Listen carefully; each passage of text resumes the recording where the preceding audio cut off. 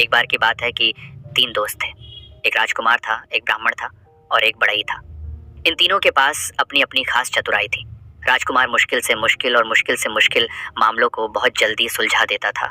ब्राह्मण मरे हुए आदमी को जिंदा कर सकता था और बढ़ई चंदन की लकड़ी का एक ऐसा घर बना सकता था जो उसके मालिक के कहने पर कहीं भी जा सकता था।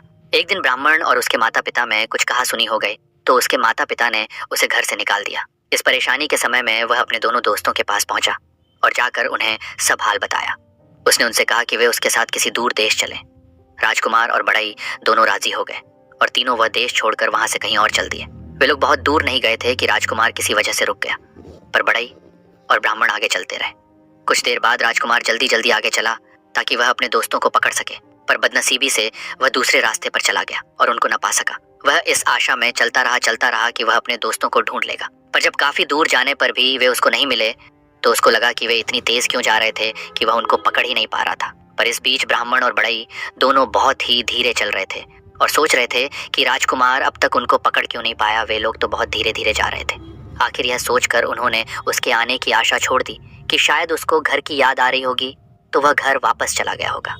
चलते चलते राजकुमार एक बहुत बड़े मैदान में आ निकला जिसके बीच में एक बहुत बड़ी और शानदार मोहल्ले खड़ी थी।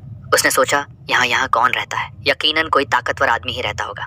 मैं जाकर मालूम करता हूँ। सोचते हुए वह उस महल के दरवाजे तक गया और दरवाजा खटखटाया तो एक बहुत ही सुंदर लड़की ने दरवाजा खोला और बड़ी मीठी आवाज में उसको अंदर आने के लिए कहा। जब वह अंदर आ गया तो वह रो पड़ी। राजकुमार ने उससे उसके रोने की वजह पूछी तो वह बोली, तुम्हारी सुंदरता और तुम्हारी जवानी देखकर मुझे तुम पर दया आती है। अनजाने में ही तुम अपनी मौत के मुंह में आ फंसे हो। तुमने यहाँ आने से पहले यहाँ के बारे में जानने की कोशिश क्यों नहीं की? क्या तुमको पता नहीं कि यहाँ एक राक्षस रहता है जिसने कई मीलों दूर तक के सारे आदमियों को खा लिया है? अफसोस, अब तुम्हें मैं क्या बताऊं? मुझे डर है कि वह तुम्हें भी खा जाएगा। राजकुमार बोला, नहीं, तुम इतनी नाउम्मीद न हो, धीरज रखो। मुझे उसके बारे में कुछ बताओ तो शायद मेरी जान बच जाए। वह लड़की सिसकते हुए बोली, पर मुझे पता नहीं कि मैं तुम्हारी सुरक्षा के लिए क्या करूं। फिर वह उसको मकान के पीछे वाले कमरे की तरफ ले गई और उसमें रखे एक बड़े बक्से में उसको बंद कर दिया और उससे बोली, अब तुम यहाँ तब तक चुपचाप रहो जब तक मैं यहाँ दोबारा आती हूँ।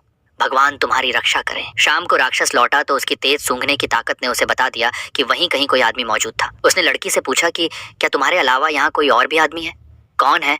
वह कहाँ है? वह जल्दी बताओ, मुझे बहुत जोर की भूख लगी है। लड़की बोली, लगता है आज तुम्हारी तबीयत ठीक नहीं है। यहाँ कोई आदमी नहीं आया। तुम क्या समझते हो कि यहाँ आने की कोई हिम्मत करेगा जो सारी दुनिया के लिए भयानक है? यह सुनकर राक्षस चुप हो गया। स्त्री ने देखा कि उसके शब्दों का असर उस पर हो गया है तो उसकी हिम्मत और बढ़ता ही गई।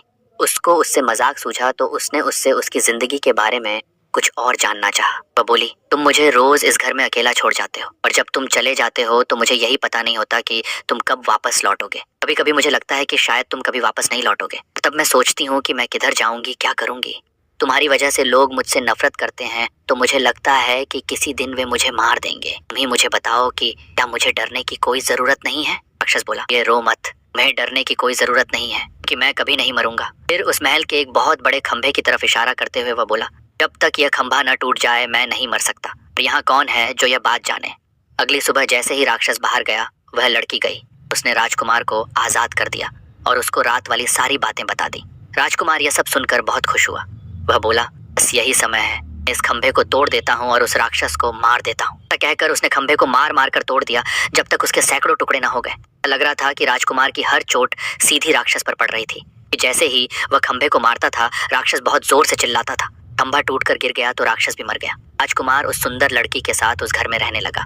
आसपास के लोग उसका राक्षस को मारने के लिए धन्यवाद करने के लिए आए। उसके बाद उस देश में शांति और खुशहाली छा गई। पास की जमीन में फिर से खेती होने लगी, गांव बसने लगे, वातावरण में लोगों की हंसी और संगीत गूंजने लगा।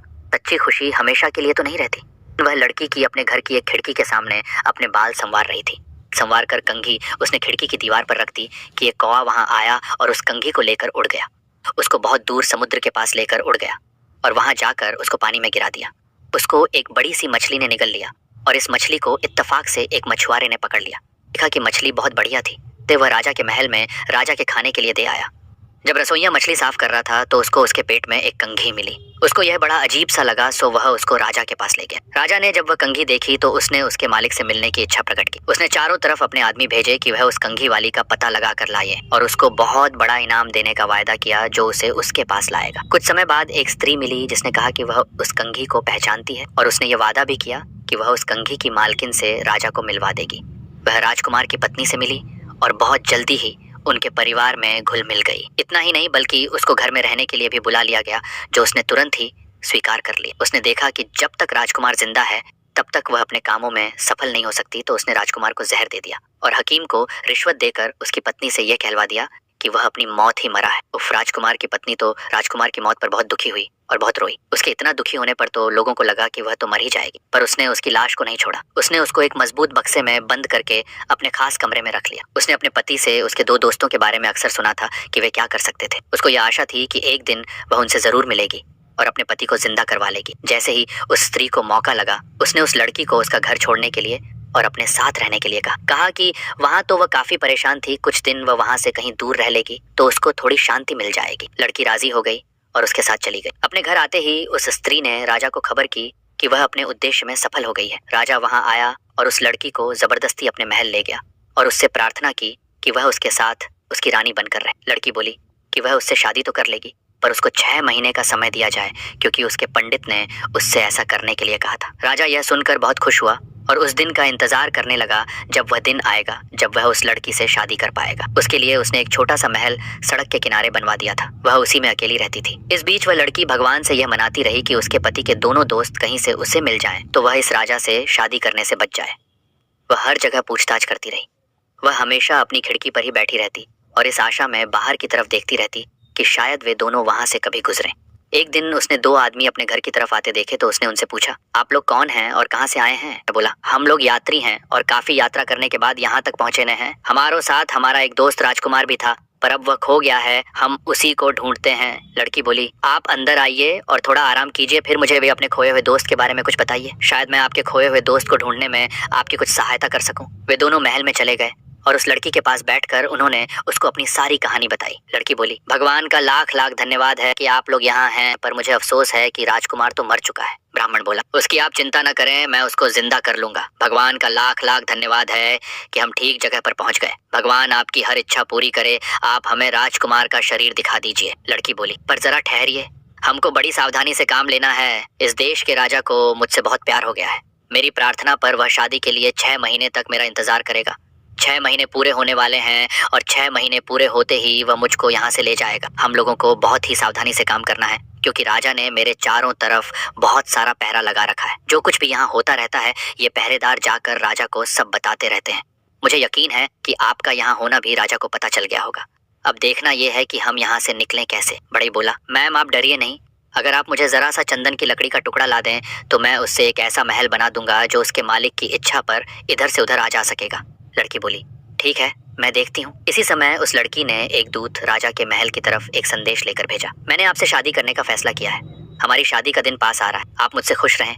आप मुझे 300 मन चंदन की लकड़ी भिजवा दें। राजा ने तुरंत ही उसकी बात मानकर उसको 300 मन चंदन की लकड़ी भिजवा दी और बड़ई ने उससे मकान बनाना शुरू कर दिया। जब मकान बनकर तैयार हो गया तो लड़की ने राजा को एक और संदेश भेजा। ओ भले शानदार राजा, हमारी शादी का दिन अब पास आ रहा है, तो आप मेरी भाभी और ननद को यहाँ तुरंत आने की इजाजत दें। मैं अपनी शादी के बारे में उनसे कुछ सलाह लेना चाहती हूँ। राजा ने उसकी यह प्रार्थना भी मान ली। जैसे ही वे दोनों स्त्रियां उस लड़की के पास चंदन के मकान में पहुंची, वैसे ही बड़ई ने उस मकान को राक्षस के मकान के पास जाने के लिए कहा। वहाँ उनको राजकुमार मिल जाता और वे लोग राजा से दूर आराम से रहते। बड़ई के कहते ही चंदन का मकान उड़ चला और वह बिना आवाज किए उड़ा कि किसी को पता ही नहीं चला कि क्या हो रहा है। वे सब तो बस उसकी बनावट की ही तारीफ करने में लगी थी कि अचानक उन्होंने अपने आप को मरे हुए राक्षस के महल के पास पाया। लड़की ब्राह्मण को राजकुमार की लाश के पास ले गई। ब्राह्मण ने बस उससे अपना हाथ छुआया कि वह जिंदा हो गया। सब लोगों में खुशी की लहर दौड़ गई। राजकुमार की शादी लड़की से करा दी गई। बाद में पता चला कि वह तो उस समय के एक बहुत बड़े ताकतवर राजा की बेटी थी। राजकुमार के दोनों दोस्तों बड़ई और ब्राह्मण की शादी राजकुमारी की ननद और भाभी से करा दी गई। सब लोग राक्षस के मकान में बहुत